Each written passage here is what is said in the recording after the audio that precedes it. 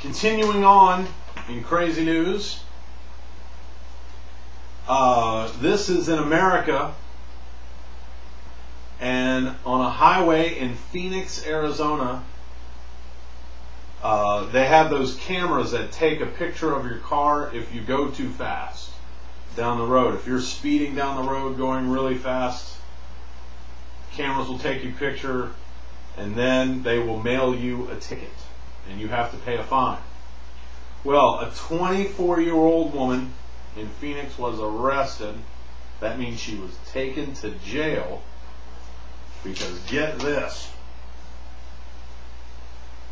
she set off those speed cameras 22 times in less than 2 months. 22 times in less than 2 months. She set off these cameras for speeding. So she was finally arrested and stuck in jail. Her name is Jennifer Bitton of Las Vegas. And she was living with her mother in Phoenix. And they called her a habitual speeder. That means someone who speeds when they drive out of habit. If you're an habitual offender, that means you continuously break the law on a regular basis. So, she was charged with 2 counts of criminal speeding, reckless driving, and 1 count of endangerment. Whoa. 22 times in less than 2 months. Alright, next up. This is my favorite. This comes from America.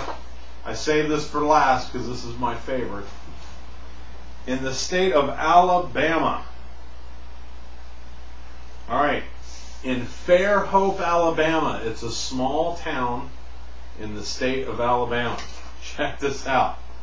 There was an event planned at the Fairhope Museum of History. This little museum gave a history of the town. And they advertised this big event at the museum. They were going to open a safe, a big safe, steel safe, that was owned by the city and had not been opened since 1971. So, it had been closed, it had been sealed shut for 37 years. Nobody knew what was in it. Nobody at all. Right? So they didn't know what would be inside. Would it be empty? Would there be old city records? Would there be little pieces of history? Maybe something valuable? They weren't sure.